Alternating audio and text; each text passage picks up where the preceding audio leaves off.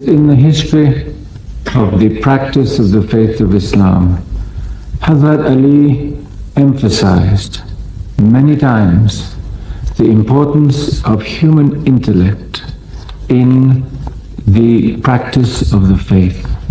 And the Shia tradition, generally speaking, has attached enormous importance to the development of human intellect as being simply another facet of the practice of man's faith and of his understanding of the greatness of Allah. Therefore, the development of human intellect in society and in the practice of faith within society is a matter to which I attach the greatest importance. First of all, that you educate the individual to understand better the creation of God. Therefore, education is part manifestation of faith, because you seek to understand what you would not normally understand. There are many, many challenges, and we know all about that. But challenge is part of human life, and I don't think you or I will bend our knees in front of a challenge. I don't like bending knees.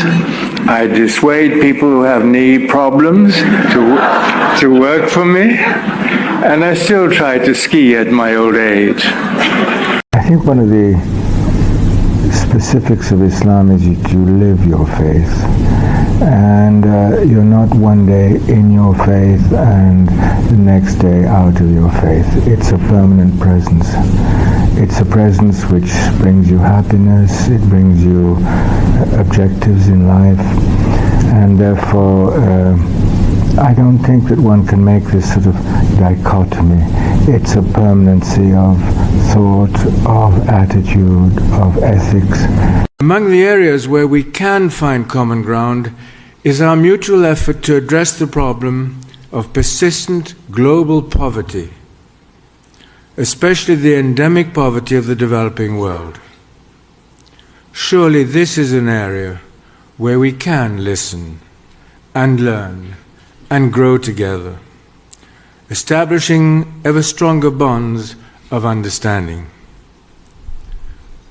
One of the great principles of Islam, in all its interpretations, is the elimination of poverty in society and philanthropy's centrality in this duty.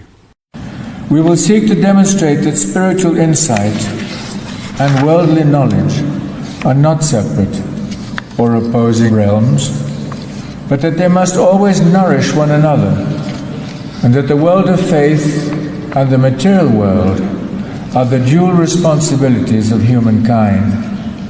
In recent years, the people and the leaders of this region have been called upon to manage a sometimes turbulent transition from a time of seeming certainties to a still unfolding era of open horizons and changing opportunities. The Holy Quran calls upon Muslims to compete in good works. And just as the Ismailis have done for centuries in this lovely land, we will uphold that responsibility in service to the Tajikistan of today and tomorrow. What we learned from the very start was that in advancing our development agenda, we would require to respect the immense diversity of ethnicities, of languages, of cultures, of faiths, of philosophies. In short, we learn to embrace the values of global citizenship. As we discuss this concept in the spirit of pluralism on which it rests, it is only realistic, in my view, to acknowledge an increasing frustration concerning the pluralism story. We talk sincerely about the values of diversity, about living with complexity. But in too many cases, more diversity seems to mean more division, greater complexity, more fragmentation, and more fragmentation can bring us closer to conflict. The stakes seem to be getting higher as time goes by, but so do the obstacles.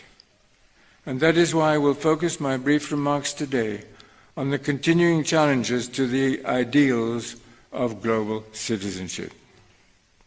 Well, I would like the essence of the faith to be more predominant in everyone's life. Go back to the origins of Islam. It was a faith practiced in a land with no physical frontiers. The concept of the modern state is not really an Islamic concept.